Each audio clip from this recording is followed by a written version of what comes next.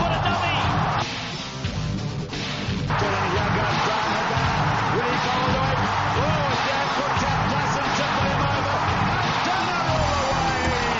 Welcome back to the Fantasy Rugby Draft Podcast. Thanks for downloading and listening. I'm Bruce Wilkinson, and today we have a very special guest to round out the conference reviews. Going to help you shape your draft for 2018. He's the voice of rugby in New Zealand, one of, if not the best, New Zealand commentator going, Nigel Yalden from Radio Sport. How are you, mate? I'm alright, buddy. Thanks for having me on. Appreciate it. Excellent. Really privileged to have you on. Thanks for taking the time. For overseas listeners who may not have heard your dulcet tones, give them a quick rundown of what you do, mate. The official title is Rugby Editor for Radio Sport Newstalk ZB. It's a bit of a glorious title. Look, I'm a journalist, I'm a commentator, host my own show on a Saturday morning on Newstalk ZB and Radio Sport, the All Sport Breakfast. Just work hard across all sports, but my main focus pretty much from, January through to December as it is nowadays is rugby. It's a 24/7, 365 day of the year business now, but that's the main thrust of what I do. I'm very fortunate to be able to do it as well. I guess a few players, they have off seasons, right? Albeit a lot briefer than it previously was, but I guess for commentators, there's always some sort of rugby somewhere, right? Yeah, not too much. I mean, you came back, last year came back from the end of year tour, and, straight away there's the regional sevens that are taking place around New Zealand. Then that's built obviously to the national sevens as well. Hamilton sevens, recently completed this weekend in the hometown where I live. There's always something going with rugby, and it's something I think a lot of people need to get their head around is that unless you're an All Black, there is no off season. There is no 12-week stand down. It's just a constant thing, and I think people need to probably start embracing that a little bit more than what there is. Yeah, indeed. We figured the best place to start when we're talking about a review of the New Zealand Super Rugby squads would be with the Baltimore Ravens. What are they going to do with Joe Flacco? I think they are joined at the hip, Mr. Flacco, with the Ravens. They don't have an option. That's a big contract, isn't it? It is a big contract. It's a massive contract. But look, man, we've just seen this morning how things can get blown up. Literally, about half an hour ago, the NBA deadline finished from when we started recording this, Bruce, and we've seen the Cleveland Cavaliers just go. That was amazing. I'm not upset because I'm a Utah fan. Now, I don't think we'll keep Derrick Rose, but I love having Jay Crowder on my team. I got no problem with that. Yep. No, that's fair. I couldn't believe that. They said there's a funny meme out there talking about the greatest GM in basketball, and it's a picture of LeBron with a couple of trophies in his hand. It's quite extraordinary, isn't it? Quite extraordinary. Mate. All right, let's crack into it. Subscribe on Apple Podcast. Even better, leave us a review. Let us know how we're doing. A couple of quick pieces of admin. You can follow us on Twitter at FantasyRugDraft, or drop us a note, support at FantasyRugbyDraft.com. We're also running a bit of a comp for last year's leagues. Commissioners, if you haven't set up your league from last year, do it again this year. You go in the draw to win the League Complete Box Set, Manager Pro for everyone in your league, and also League Pro, which we've just launched, which we discussed in the last podcast with Brendan Nell. Right, let's get into it. The Blues, probably the biggest news in the last few weeks in the off-season was the injuries to Terry Black and para-franchise. I think Umang has said something like 6 weeks or 8 weeks, but he was a bit cagey about it, wasn't he? Yeah, I think it was just because that injury had only just happened with Stevens. So, I think the 6-week time frame is probably best case scenario. So the options that they're looking at now, Bryn Gatland, who is fully fit, and Daniel Kirkpatrick, who's nursing a little niggle but should be right in time for game one against the Highlanders. I think they will lean towards Gatland. I think Kirkpatrick was only ever brought in pretty much as a backup to fill that particular void when Oteri went down. So I think they would start Bryn Gatland for mine, and I think he deserves it too. The few chances he had last year, he was more than serviceable. We know he's very good at provincial level.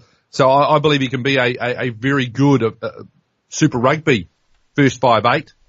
So for my mind, I think they would probably lean down the Bryn Gatland path. I hope they do. I think he's a guy who deserves it, and that's not being disrespectful in any way, shape or form to Daniel Kirkpatrick. Agree with that. One question I did wonder, do you think there was actually a competition between para-franchise and Gatland, or do you think it was Para's job? I think it was Stephen Perifetta's job. I know that he is held in high regard by everybody who has come in contact with him. I know the All Blacks hold him in high regard as well as a player that they are definitely keeping their eye on for the future. I think we saw a wee glimpse of that when he ran the cutter for the Blues against the Lions in that tour match that they won. He made some good decisions, made a couple of good plays, that cracking pass out wide for the first try to Rieko and Ioane in that particular game. So I think there's a lot of upside with Stephen Perofeta. He's a guy who I'm lucky enough to know a little bit about because he anchored Wanganui to a Heartland Championship when he was only 18 years of age. He was playing at the time. He was playing for Wanganui Collegiate First 15. He was playing rep footy as well. Made the New Zealand Heartland 15 that same year at the age of 18. He's a heck of a talent. And so I think if they were both fit, it was going to be Perofeta all the way. Okay, all right, grand. He reminds me a little bit more of a polished, upside kind of Stephen Brett type of person, but that's a blast from the past. Yeah, that's a real blast from the past. He's just got some really amazing. He's got an amazing skill base, and he has that thing that you want to see from all first fives. He does appear to have that little extra time. Yeah, absolutely. Tana Ringamunga is very much a Bill Belichick type fantasy manager. He doesn't really care for your fantasy team. He's very cagey with his injuries, swapping teams around, not having a too settled team. And one of the questions that kind of came out last year, and it was a bit of a pain for a lot of fantasy draft managers, was Malani Nanai at 15, but he went with Collins. Which way do you think he's going to lean this year? Have you got any sort of indication yet? Well, I think Michael Collins deserves to stay at 15, and I think he will. I think that the key driver with regards to this, Bruce, is going to be what happens with Rieko and Ioane. Because Rieko is obviously a guy who wants to slide into centre. He's established now as left wing for the All Blacks. You can switch over to the right wing as well if you want. I wonder if now is the time, though, to try him at centre in Super Rugby. So I'd love to see a combination of Sonny Bill and Rieko wearing 12 and 13 for the Blues. That means you can have Collins at fullback, who is really solid. And I don't think Michael got the credit for the season that he had. Then you can move Malani onto that left wing, which is a position which I think suits him quite nicely. So that's what I would like to see. But with regards to that first part of the question, I think you've got to stick with Michael Collins because he deserves it as the incumbent. He played really well in that position.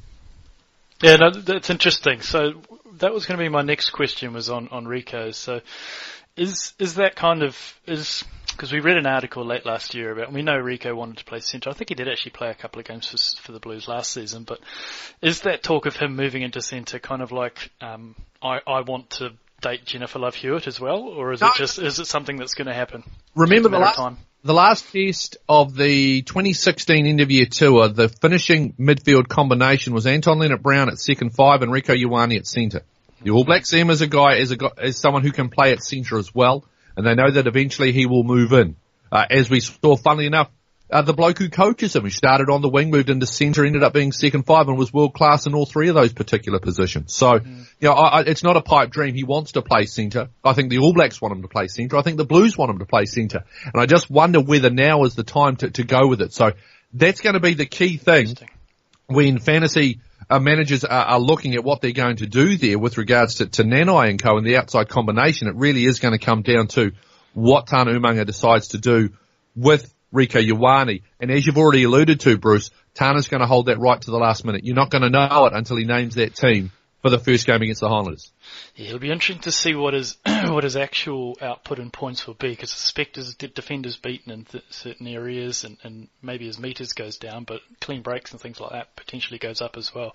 I guess with the Moala leaving to go overseas, there's probably going to be a transitioning period in here as well, and it kind of fits in nicely with him coming at 13. And also because those guys didn't actually rip up too many trees in midfield for the Blues last year. Average points per game were like 6, 8, and I think Fahani had 4 or something like that. Not that good, so potentially Rieko coming into 13 might happen a little bit earlier than we originally foresaw. Yeah, well, definitely with Moala leaving, I mean, he could be a good backup guy on the bench again. He can play wing, he can play centre, play second five. Mm-hmm. So he could be a guy that looks quite good in that 23 jersey for the Blues, considering that he is moving offshore. Matt Duffy, interesting case. Didn't have the greatest first season last year. Sensational season. Very, very impressive. I assume he's just going to anchor one wing? Yeah, absolutely. He played superb. He was the best player for the Blues last year of their backs. Toss up between he and Charlie Faumuina as to who was the best Blues player overall. But he was an absolute standout. He's a guy that just locks in that 14 jersey and does so on form and what he did last year. Indeed. Augie Pulu, number 2 in average points per game. A huge season ahead for him. My co-presenter, who can't be with us at the moment, Mossman, has been drafting him very early in a lot of drafts. So you expect big things now as a captain? Yeah, well, I think so, but it's going to... A lot of what happens with Augie is going to depend on what happens up front, as it is with every single halfback. But we know what he is capable of. He will thrive with the extra responsibility of being captain, and so I believe he's going to have a good year. But he's going to need that pack in front of him to do what we know are capable of doing. But they've got to do it on a regular basis. Yeah, let's jump ahead to that actually. So no Chaz Faumuina now. It's a big blow, not only just for the Blues and having that stability up front, but also for fantasy rugby draft managers, because the Blues front row were sneaky good. They weren't Hurricanes or Lions, but they were sneaky good, and they picked up a lot of carries, and that was mainly off the happy feet or the dancing feet of Chaz Faumuina. Have they got any ball carriers coming through apart from Tungafasi, who's probably not quite in the same mould? He's the guy that's going to have to pick up the slack that Charlie Faumuina has left. Offa's got to have, he's now a guy that's firmly ensconced as well on that All Black bench. But remembering that when Owen Franks comes back mid-season, then all of a sudden it's going to be, depending on what Owen's form is going to be like, but then you've got Laulala, Tuongafasi and Franks all in the mix. And so Tuongafasi is going to be battling for a spot on the All Black bench with regards to a Test Day squad. So he needs a big season. He's a good ball carrier. Doesn't have the feet of Charlie Faumuina, but heck, not many prop forwards do. So he's just got to be industrious, he's got to be accurate, and it's those little errors that he makes every once in a while. He's just got to eliminate those. If he does, I think he could be a guy who could get a few points because he is quite an effective ball carrier. We have seen him do that for the All Blacks, we've seen him do that for the Blues. Starting role for him now right the way through, and I think he will thrive in that. Yeah, interesting. Yeah, we weren't too sure about what the replacement level will be like for Chaz when it came through. No, that'll be one to watch. They're shallow. They are a bit shallow. You can't deny when you look below Poliasi Manu and Tuunafasi and you're talking Hodgman, Mafileo, Salmon, and Tawatia. Shallow. Very shallow. So if you're going to get points, it's going to be out of Offa and Co. So Alex Hodgman was someone that was supposed to be one of the next best things as far as I was aware. I'm a Crusader fan for all my sins, so when he came down and we kind of shelled him, when we lost him to the Blues, we were quite sad by that, but he doesn't seem to have pushed on. Is it just finding a space for him? I think it's just opportunity to perform. To say he's not the number one, so he's got to embrace that bench role and get the best and figure out how he gets the best out of being a bench player. And it's not as easy as what a lot of people make it out to be coming on. You talk to players, they'll tell you that it can be quite a tough sort of a thing to try and get done. Okay, one player that fantasy rugby draft managers love is Akira Ioane for obvious reasons. Yep. He's going to get a pretty good run out now with Luatua, right? You would think so, and the key for him is just staying engaged in the game, and when he does, he can do those sort of things where he can break tackles, he can bump players off, he can offload, he can get meters past the gain line, he can really crank it up. Just look at what he did in that brief appearance that he had for the All Blacks in Leon on the end of year tour. Tackled really well. And that's the key for me is last year when he did get the opportunity, he tightened up, he played a lot tighter, and I thought he played a lot better when he did that. He's a big man. Body position still freaks me out a little bit because I think he needs to get a bit lower. We know he's a great athlete. I think he tries to rely on it a bit too much at this level, but look, he's a great talent. And if they get him hissing along quite nicely in tandem with the likes of Kano and Gibson when he comes back and Carter Pariah, he could be a real big time player from a fantasy point of view. He looks like a type of player that has had rugby made so easy for him all the way through with that kind of body position and he's just, as you say, relying on that pure freakish athletic ability. He's been a man amongst boys for the most part of his secondary school career, and he's got freakish athleticism. But as anyone will tell you, okay, talent gets you to a certain point, and it's got Akira to the point that he is at right now. The thing that's going to take Akira over the top, he's got to learn to work his backside off like his brother does. Yeah, someone's got to light a fire. Absolutely. But he can put up a 28-point game now. So last year with Luatua off to Bristol, it was a big opportunity for him. So we've ranked him quite highly. We think Jerome Kaino will be on one he's fit, and then maybe Cara Pryor with Blake's injury. Is that right? Yeah, you would suspect that could be the case. Yeah, I would think probably Carter Pryor would be the guy that they would look to try and fill that particular. I can't see them going away too much from a rotation which features Gibson when he's healthy, Akira Ioane, Jerome Kano, Carter Pryor, probably Murphy Tatamai as well. Dalton Papa Ali'i is very raw, Glenn Preston very raw as well, so I really can't see them going too far outside the 5. And just to kind of put a bow on the Blues, how do we think? I think I heard a tone in your voice a little bit nervous about their pack. No, I don't mind their pack. I mean, when you look at it, it is a good, serviceable pack. You got Pauliasi Manu, options of James Parsons or Lenny Apasai at hooker. Matt Moulds is more than suitable at Super Rugby level. Tui Pelotu, Tupou, Kelly Tuioti and Scrafton, Goodshoe, 5 really, really good locks. Yeah. And a good lot of 5 to be able to rotate through the pack. The issue is going to be depth. They're going to have a good starting 15. Where the Blues have struggled has been where those players have come off the bench. The final 20 minutes.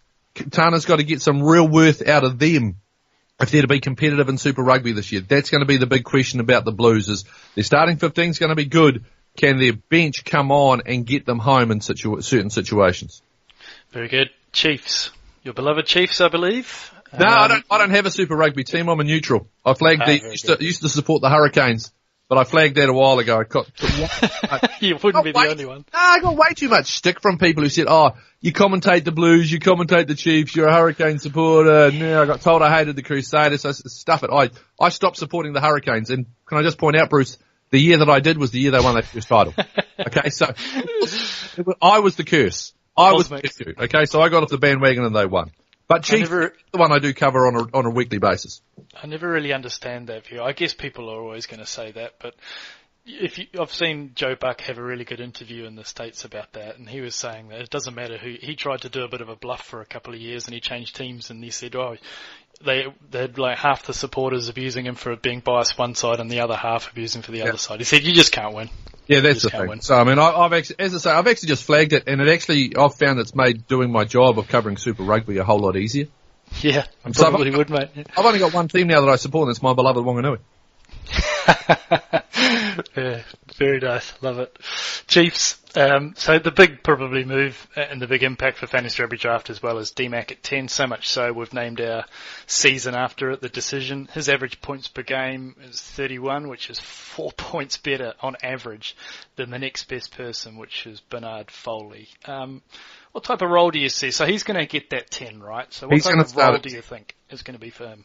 The standard role that a 10 has to play. He's got to be the decision maker. He's got to control the game. So I think he's going to have to obviously kick a lot more, and he does have a very good kicking game. Mm-hmm. But he is still going to have that opportunity. In and around, he'll still have a green light to have a run. If he sees something, he'll have a go. And we know Damian McKenzie will have a go. But he's not going to have that freedom of movement like he has at fullback initially. So I could see this being a little bit Beauden Barrett-esque. I can see him playing, see at number 10. And then all of a sudden, right, last 20 minutes, we're going to shift him back to fullback. The big and Marty McKenzie to come on, or depending how Tian Falcon goes, I suspect it'll be Marty to come on and Damien to drop to fullback. So he's going to be tricky because for 60 minutes, you might get sort of first 5 numbers. Whether you want to take that risk for that last 20 minutes, how many points can he get you if they decide to go down that route? Yeah, probably. It brings them back to the pack, certainly, but yeah, that last 15 firing defences. Yeah, and because he's still very unproven at first 5 at Super Rugby level, and it's going to be, he's going to be behind an awesome pack. That pack is going to be sensational. When you think first choice pack should be Hames, Harris, Laulala, All Blacks. Heard of them. Lock forwards, Retallick, Bird, All Blacks. Loose forwards, well, that could be a combination of Sam Cane, suspect probably maybe Mitchell Brown and Talani Siu. Those two young men, we know what Sam Cane's capable of. Talani Siu and Mitchell Brown, they will flourish with more game time. Tyler Ardren is going to be a guy that could be quite useful off the bench as well, the Canadian international. That's a good pack. That's a really good pack. So he's going to have a platform to work off. Yeah, that's for sure. That is a very strong 5, isn't it? Front 5, and with Sam Cane there, absolutely. Yeah, it's a superb one as well. And as I say, Talani Siu is a wonderful athlete. Yes. Mitch Brown, who I think will probably have the inside running to start at 6. I'd like to see him start at 6. But you got a guy like Luke Jacobson as well who could come into the mix off the bench. You've got Lachlan Boshier, Mitch Carpick. They've got wonderful loose forwards at the Chiefs, even though some of them aren't really that proven. Yeah, interesting. So that probably has a little bit of a knock-on effect about 15. Who do you think is going to play Shaun 15? Stevenson. You think he is? Yeah, I think so. I think they will look to play Shaun Stevenson. Sam McNichol's another option as well, but I think Shaun Stevenson would be a guy akin to Damian McKenzie. You give him that extra time, that extra space from an attacking point of view. I think he's a guy who could probably really cause some chaos. So if you're thinking for a sneak in, again, we've got to wait and see what Colin Cooper ultimately does. But I think if he goes down that particular route, I think there's some real value in Shaun Stevenson. So we saw Chas Ngatai in the Maori Blacks play 15, and we also seen a little bit of him there in the one run out that they've had. But I just wondered whether you may have seen this actually, Nigel. Arsene Wenger did this with Aaron Ramsey when he came back from a serious injury. He didn't want to put him in the midfield, so he played him on the wing because he didn't want to have the massive amount of contact for the 90 minutes all the time. So I wondered if he was trying to do that with Charlie Ngatai at 15, or whether he actually sees him as a 15. Well, you got to remember Colin Cooper coached him at Taranaki, and he's always used him at second 5, even when he came back from the head issues. He'll be the starting second 5 alongside Anton Leonard-Brown, and that to me is an absolute no-brainer. If you'll excuse the pun, you've got to. Yeah. It's the best position. And the other thing you got to remember too, Bruce, you want to put good support around Damian McKenzie. True. Who's your best second 5? Yep. Who's a heady guy? You've got to go with Charlie Ngatai. That makes absolute sense to me, even though I know that there's a good combination between Anton and Damien as well, going back to the old school days. But I genuinely believe, I think if you want your best combination at 10, 12 and 13, you want to go McKenzie 10, you're going to go Charlie Ngatai 12 and Anton Leonard-Brown at 13. Yeah, very good. So Charlie Ngatai was the top midfield 2 years ago, average points per game. Clearly, I think we've all seen his documented issues the last season, but let's hope that's on top of him and he streams back again, because he is that player. Yep. Disappointed to see him go overseas. I know why it's happened. Don't begrudge him, but he's just such a good player that it would be good to have him here. No way he's doing it. On the wings then, Pulu and Alaminapi, do we see that? Tim Nano-Williams going to squeeze himself in there? Yeah, I think that's the interesting one for me. I mean, gives such great versatility. But yeah, I think if they're fit, Tony Pulu, Solomon Alamalo, who's just signed a 3-year deal, Sam McNichol's another guy as well, who can be quite useful, but again, that might be sort of he and Tim, sort of the bench role. It's really going to come down to that final Colin Cooper decision. I mean, Nano-Williams is a guy who can, just take over a game. And he could also be very good if you've got Ali Marlow and Stevenson as your 11 and 15. Nano-Williams on the right wing just gives you that experience in the back 3 that you really want. And he's a talker. He's a leader.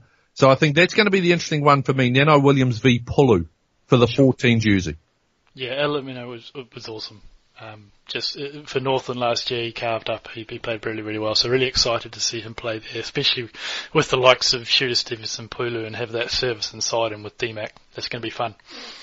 What do we think about halfback? So Weber back from injury. I look at the Tourism 10s teams, and I see not quite the same headline names as they were last year, and I wonder if that's mainly down to Brad Weber's injury that he picked up there. But I guess he's competing with Tahuturangi.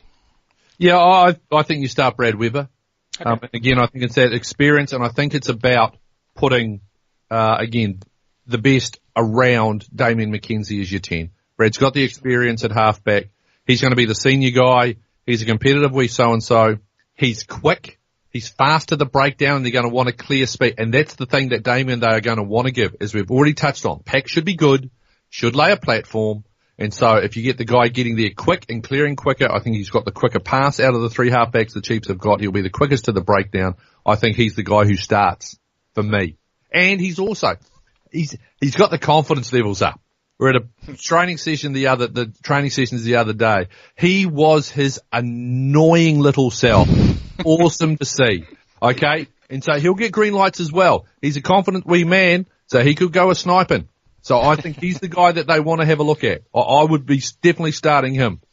Yeah, when Pulu was there as well, he was still picking up those numbers off the bench. He is a very good fantasy rugby draft player. So we think, okay, we've just touched on the forward pack. I personally have been picking up the Chiefs front row in most of the drafts that I've been in because they go very, very late because people look at last year's points. But with Harris back, Nepo back, Came Hames, yep. Talani Sia is the one that I don't think will be on many people's radar. We think he's probably going to get a decent run. I think so. He could be a guy to start at 8. We know he can play lock, he can play 6. 8 could be an option for him if you want to go with a Mitchell Brown. Mitchell Brown could start at 8. Either way, whether it's Brown at 6 or Brown at 8 or Siu at 6, Siu at 8, I think those guys, it's the way I would lean. And I just suspect there was interesting, he got the opportunity to play a bit of 8 at a warm-up game in Tikawiti a week or so ago. Wonderful talent, just an amazing skill set. I'd like to see them go down that particular route with him. I don't want to see him become that utility guy off the bench. I'd like to see him give him that crack because he is very, very good. Very good. Saw a glimpse of it last year, didn't we? He's a bit cut like Akira Ioane. He's got the freakish skills. Yeah. Very impressive. Right. Anything more from the Chiefs? No, I don't think so. I think the big thing is going to be really you're going to get your good read when Colin Cooper names that first team. And Colin is a guy, most people play things close to their chest in the coaching ranks. Well, he doesn't even play, he doesn't even do that. He doesn't even let it get anywhere near coming out of his chest. He plays everything so straight up and down.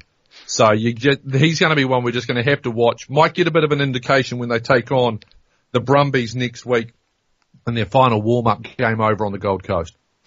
So we thought we'd got rid of all those shenanigans with Dave Rennie and his naming players and then pulling it last minute, but it sounds like... I don't think so. That's just the way... But the thing is with Colin, it's how he's always operated, so it's not like he's changing. He's got to become more cagey because he's come back into Super Rugby. It's the way he operates. Right. Just before we get to the Canes, we're teaming up with South Africa Rugby Mag to put on some fantasy redraft leagues as well. Some awesome prizes coming out. So go to sarugbymag.co.za and you can go and win the prize. Make sure you join the leagues that are on their site though. A lot of managers have actually just registered but haven't joined the leagues. So if you want to get those prizes, make sure you join the leagues. Right. Hurricanes.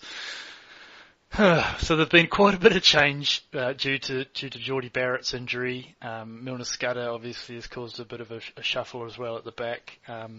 When Jordie was healthy, he was half a point better than his brother in average points per game. But I believe he's not back to about round 6. I think Boyd was quite open about that. When he's fit and playing 15 and Beauden's at 10, who do we think is probably going to be kicking for poles? What's your sense? Do you have a sense of that?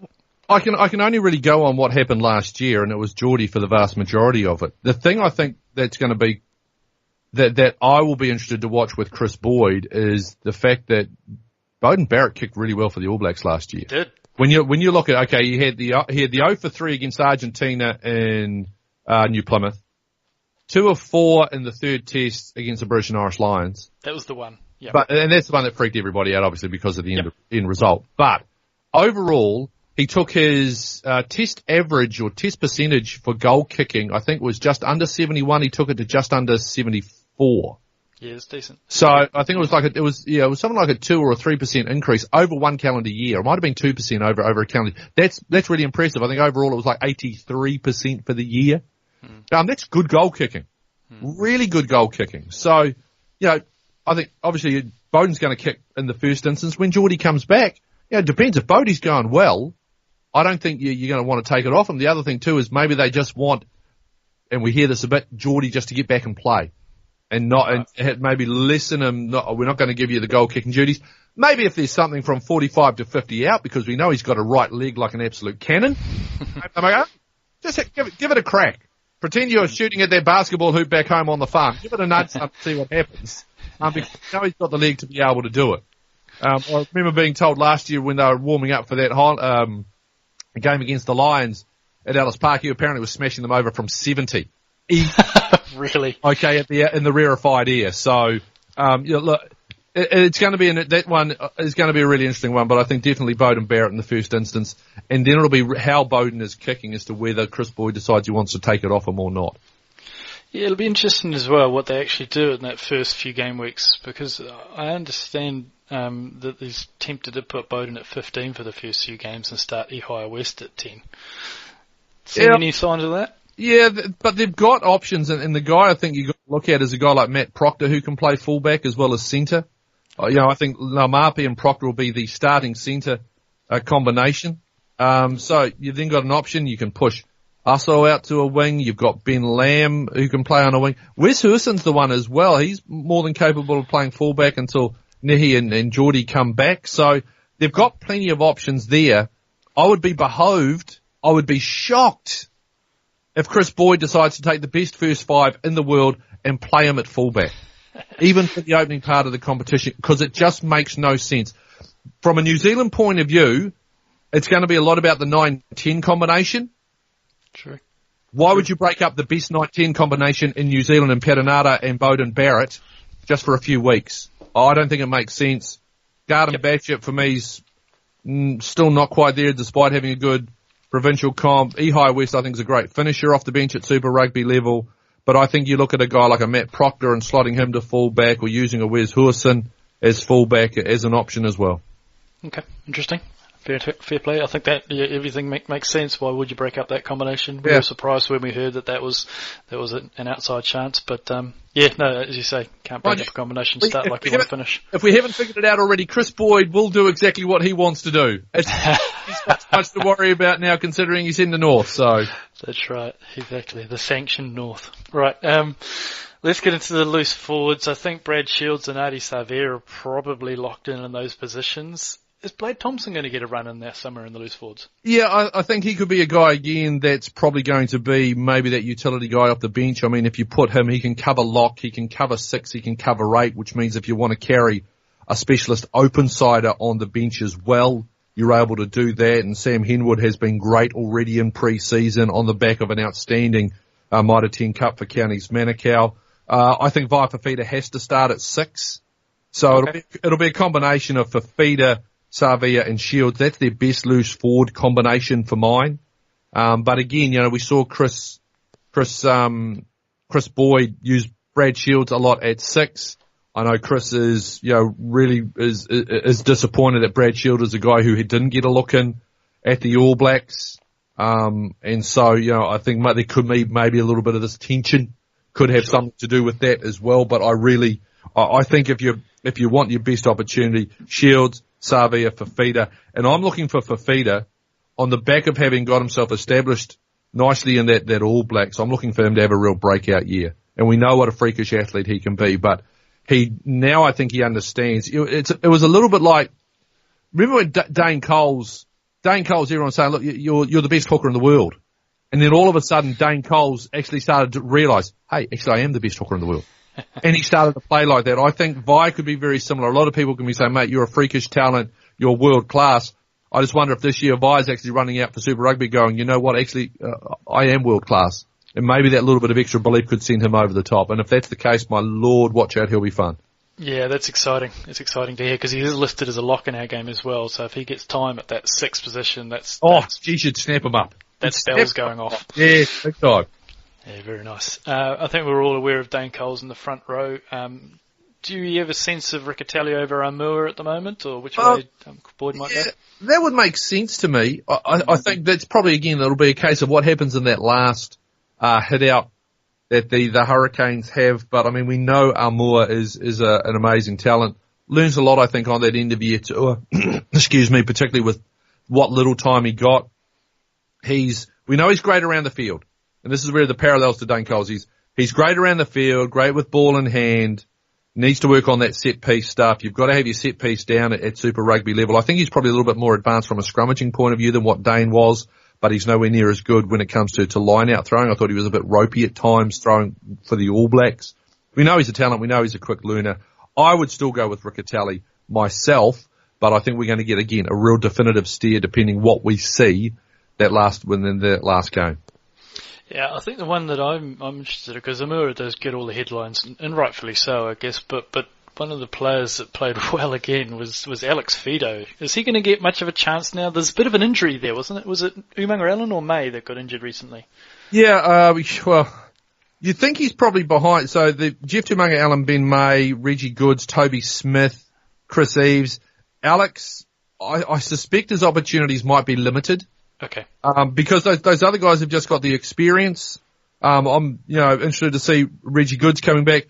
Big fan of Toby Smith. Was a big fan of him when he was here at Waikato. Then obviously going away overseas, playing Test match rugby for the Wallabies. But he's a good loose head prop, good ball carrier as well. Defensively pretty solid. He could be a sneaky one to keep an eye out for.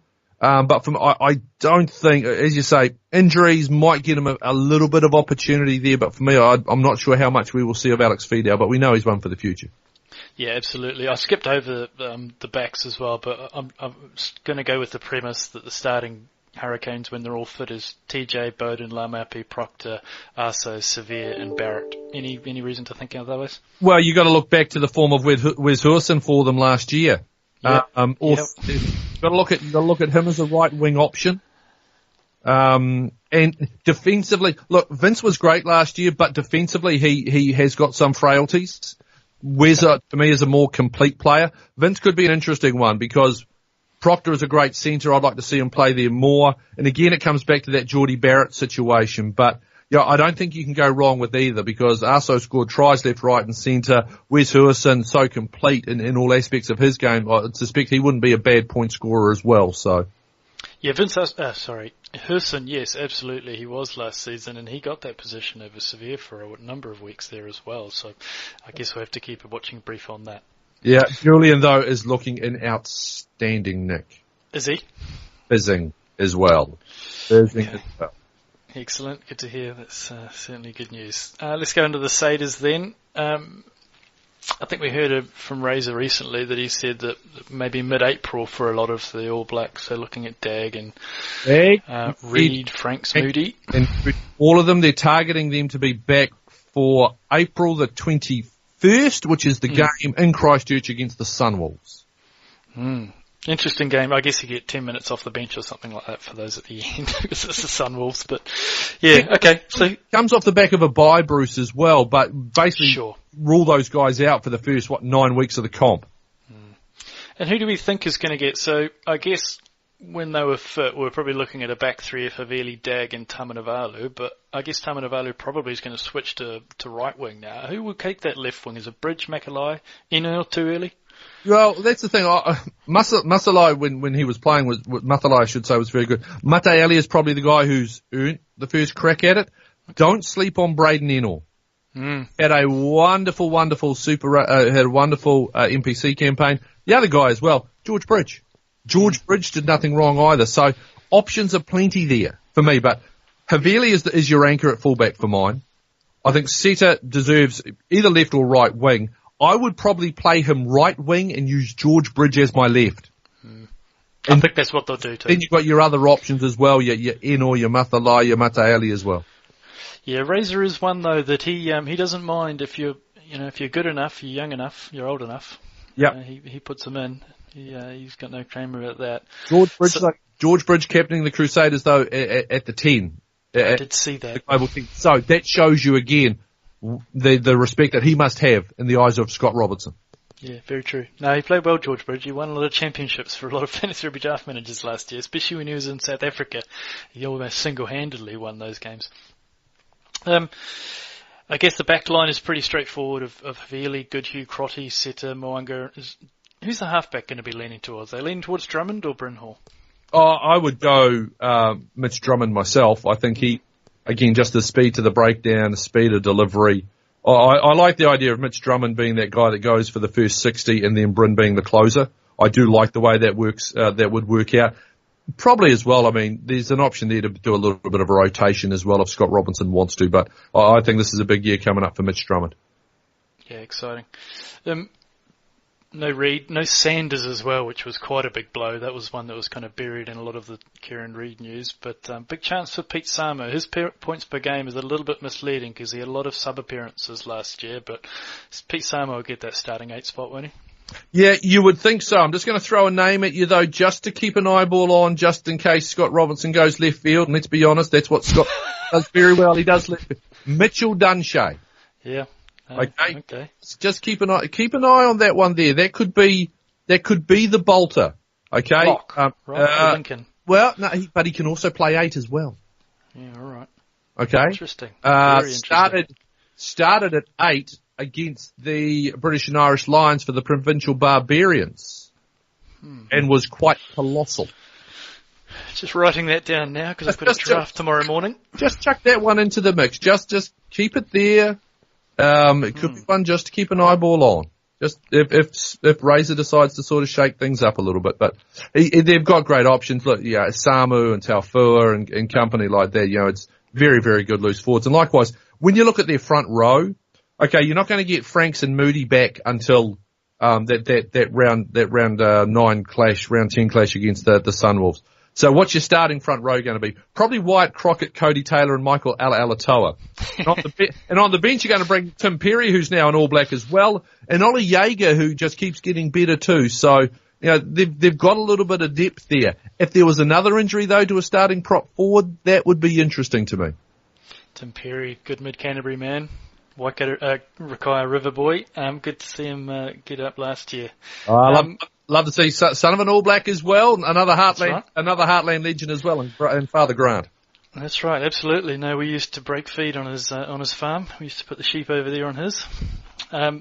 Front row has taken a little bit of a hit, but as you just alluded to then, 3 pretty able replacements, and I don't think it's necessarily going to miss too much. Moody was a bit of a ball carrier, I guess, but I think they're going to have Alatoa doing much of that work as well. We think Jordan Taufua and Matt Todd are probably going to be the starting 6 and 7. Are they fit?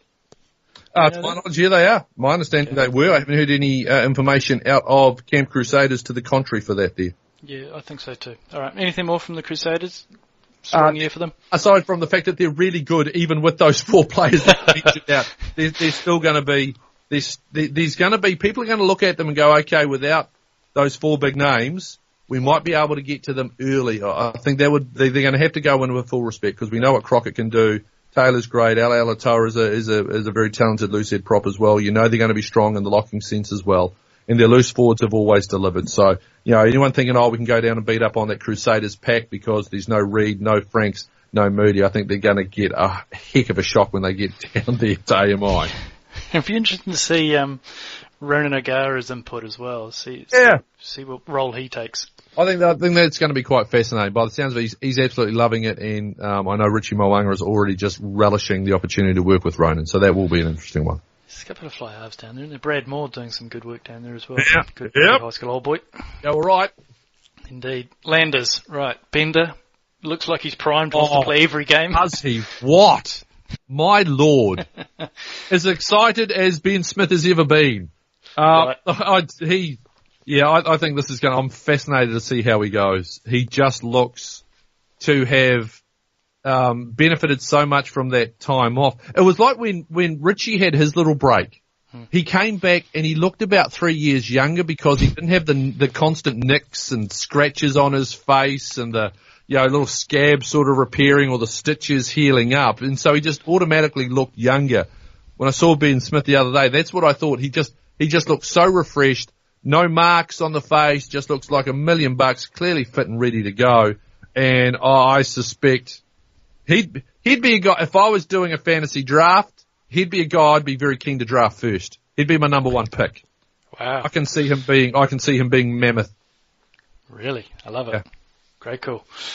Looking at players, so we actually have, looking a little bit further outside him, do we think Lee and Naholo are probably going to be the 11 and 14? And just I'll give you a stat with Naholo. Last year, played 10 games due to injury. 6 of them he scored 30 plus points in 30 plus fantasy rugby draft points, which is just exceptional. And one of the 4 that he missed out was a 28, and included in that 6 there was a 48, which is, and I'll let you tell Nigel, that's a big score. Those are ridiculous scores, and that's why we have him at number 2. Closing on the record? Yeah, absolutely. Yep. Yeah, closing right on the record. Yeah, look, you would think Lee and Naholo are the 2 standouts, with Patrick Osborne obviously now no longer in the mix there, but I think Lee and Naholo starting left, starting right wing. Midfield, that's where it's going to be quite interesting because the guy who I would see slotting into centre to replace the departed Malachi Fekitoa for me would be Matt Faddis. And then it's a case of who you start at number 12. Rob Thompson was very, very good, but you got to find a spot for Richard Buckman in your starting 15. You've got to get him in there. So I like the idea of a Buckman-Faddis midfield combination. Okay. Yeah, because that was my next question. Rob Thompson just signed a new contract there as well. They got Tay Yalden and Umanga Jensen, I think, as well down there. But we weren't too sure which way it's went. And with Barracuda's injury last year, it didn't really help us to get an insight of what he's thinking. Yeah, Major probably going to go that way. Richard Buckman got called into an All Black squad. Now, granted, obviously he never actually got to suit up, but he was called in. They wanted him in that particular mix. So, and he's just a guy who it doesn't matter where you put him. He just wins away.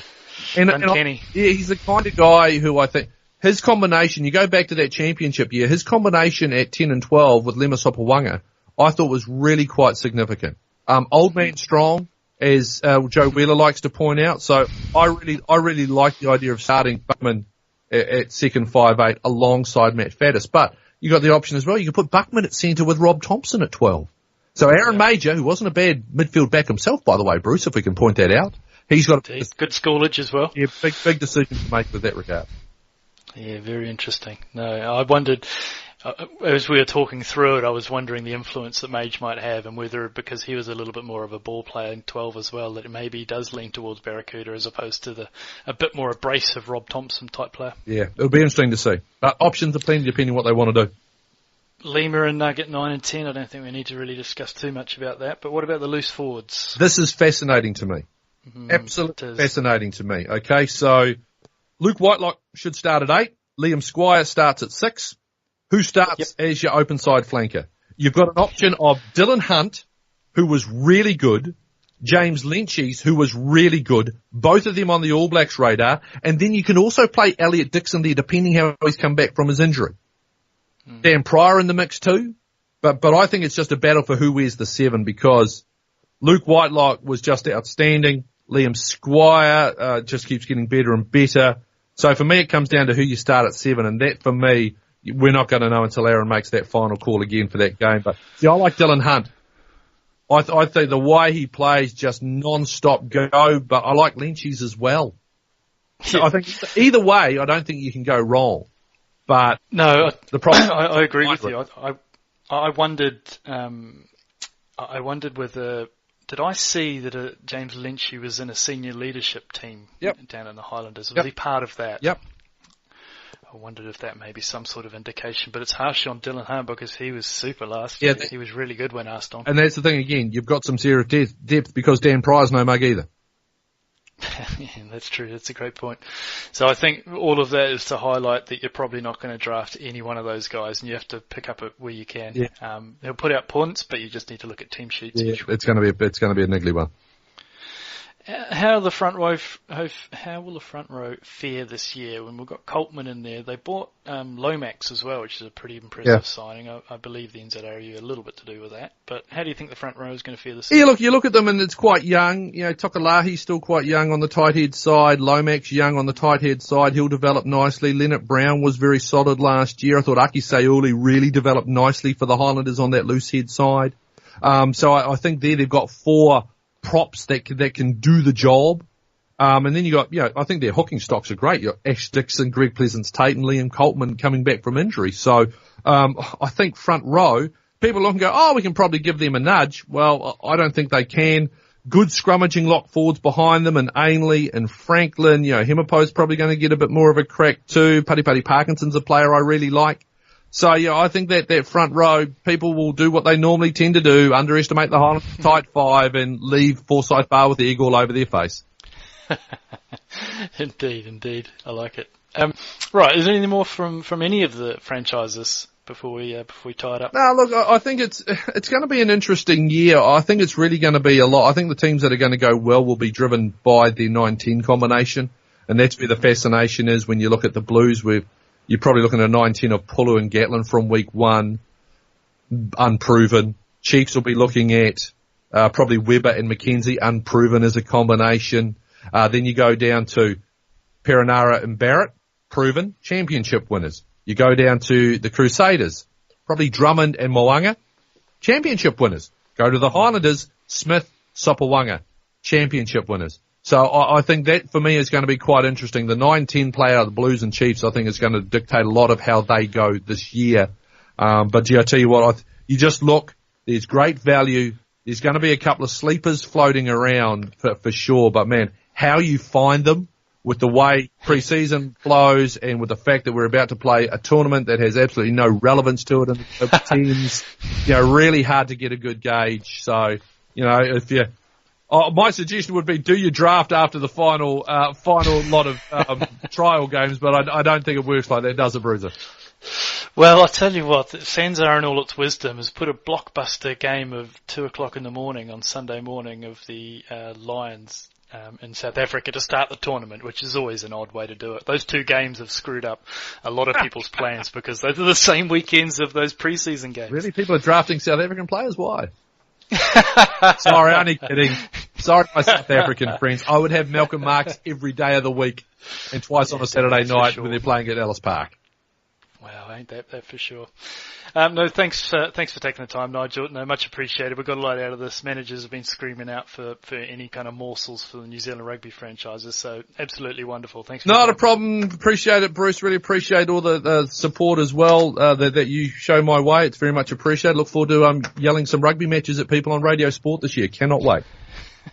Shout out what your Saturday morning show is. It's the All Sport Breakfast. You can get it on Newstalk ZB out of Auckland or Radio Sport nationwide. It's between 6:30 and 9 o'clock. Very much enjoy doing it as well. Just literally, as the title says, as many sports as we can get to. We try to mix it up a little bit, but obviously come Super Rugby season, there'll be more than your fair share of rugby on there as well.